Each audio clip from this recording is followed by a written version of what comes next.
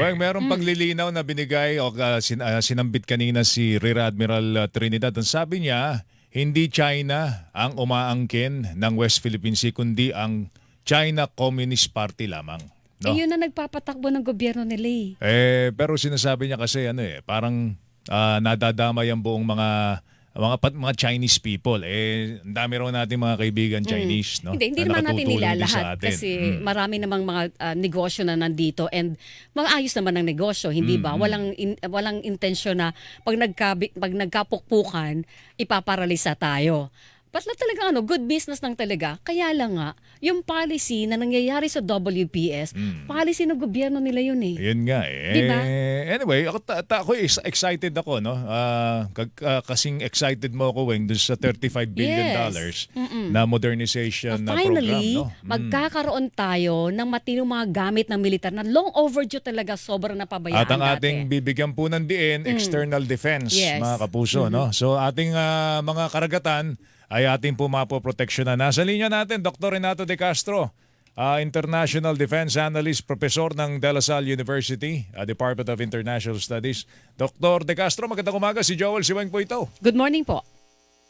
Magandang umaga, Joel. Magandang umaga, Weng. Kamusta po kayo? Ay, mabuti po. Maayos naman po. Kanina po kausap namin na nandito po sa studio si Roy Vincent Trinidad, ng Rear Admiral ng Philippine Navy, at binabanggit po niya na tutupdim nila ang utos po ni Presidente na hindi po tayo magpapadala ng Navy warship dyan po sa mga teritoryong ating inaangkin. In fact, i-de-escalate daw po natin yung tension po doon. Pero po? mananatili ang presensya natin Mananatili sa WPS. ang presensya.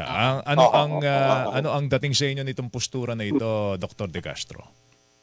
Well, of course, sa larangan nito, no, executive decision yan ng ating presidente.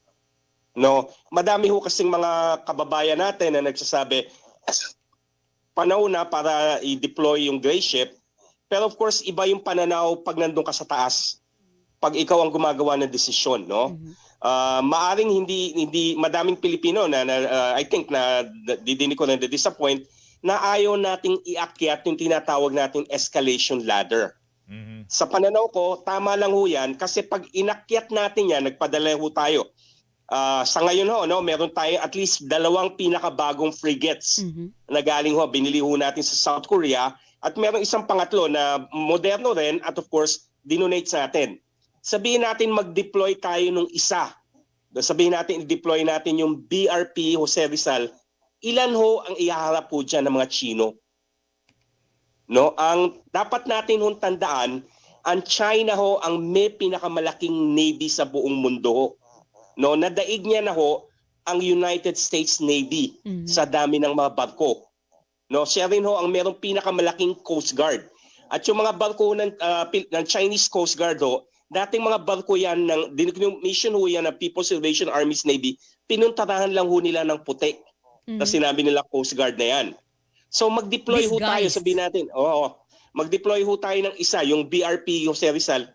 Sa palagay ko, i-deploy ng China ho, 10 destroyers. Wala ho tayong destroyers. Talaga ipapumuka sa namin China, kaya namin kayong durugin.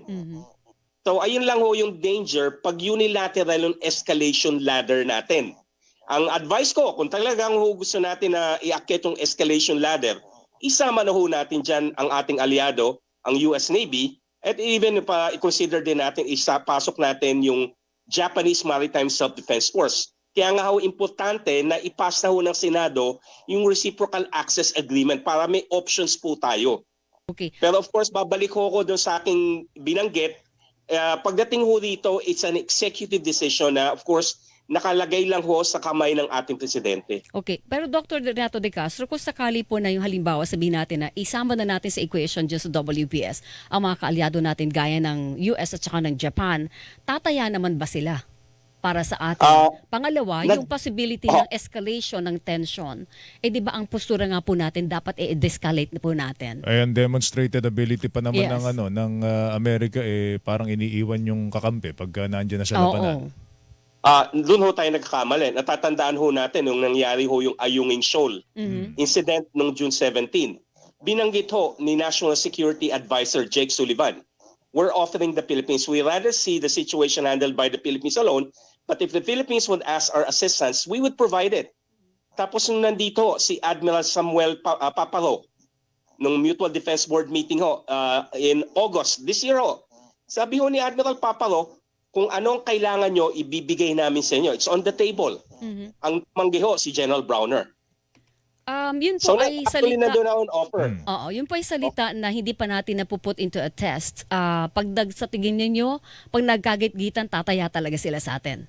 Tataya ko kasi matter ng prestige nila yan Paano kung hindi tayo tulungan? Paano sila titignan ng bansang Hapon? Paano sila titignan ng bansang South Korea?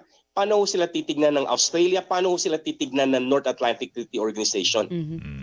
So pag kayo'y makapangyarihang bansa, nandyan rin nakataya ang inyong credibility at ang prestige. Yung At tingin ng napakahalaga sa international kanila nun. community. Oo, Dr. De napakahalaga. Castro? Napakahalaga sa kanya. Pero of course, tama kayo, no? Pag inakyat natin yung escalation ladder, it's a calculated risk. Pwede umatras o pumalag ang China. Ayun ang kumbaga ang tinatawag natin, calculated risk na tinatawag. Kung kayo Of course, tatanungin, base po sa postura palagi ng China, pag inakyat nyo ang sinasabi ninyong escalation ladder, atras ba China o dudurugin tayo?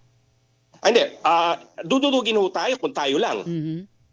Pero kung nandiyan ang 7th Fleet sa likod natin, and of course, yung Japanese Maritime Self-Defense Force, medyo magdadalawa o tatlong isip ang China Yun, oo. So kailangan muna Kasi, natin i-secure yung suporta ng mga kaalyado natin before anything nandyan else. yan. Alright. Actually, nandyan yan.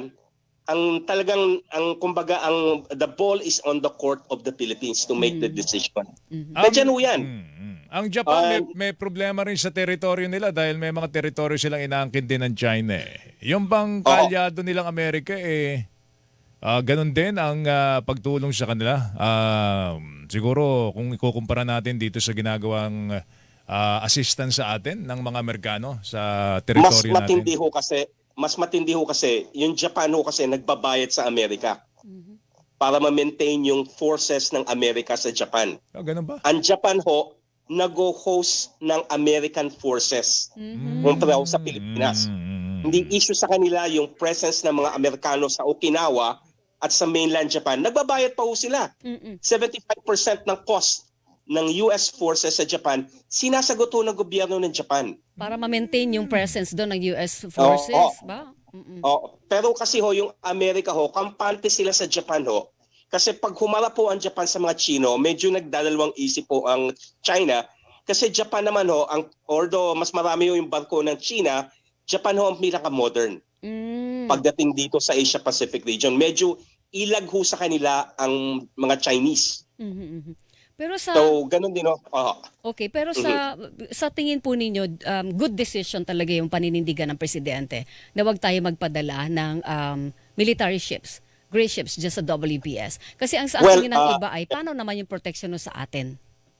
Well, sa ngayon kasi ayaw natin pa ipasok yung aliado natin. Kasi ito yung binanggit ko kanina, pag in-escalate natin, sinama natin yung Philippine Navy, dineploy natin, maiinis lang ang China. Hindi yan masisindak. Kaya kung iaakyat natin yung escalation ladder, ang calculation natin, masisindak natin sila. Masisindak lang ang China pag nasa likod po ng gray ship natin, yung 7th Fleet at yung Japanese Maritime Self-Defense Force. Ang paniwala po ninyo ay huling barahan na po natin. Ayun of course, pagdating rin dyan, it's an executive decision. Kasi pag tinansya ng ating presidente yan, talagang pag-aharapin yung dalawang mga tatlong higante At kung pumutok man yan, tayo nasa gitna niyan. Okay. Yun ang Pero it's a unfortunate dun calculated risk. Tayo po ang maliit, tayo ang maiipit, interest natin ang Sa gitna, maipit tayo sa gitna. Ayan. Tawag dyan calculated risk. Sa pagdating ng polisiya, double barrel yan. It's a double-edged sword. Na hindi nyo talaga makukontrol yung sitwasyon. So rather than be put in the situation na hindi natin makukontrol, at least makakontrol natin yung escalation ladder.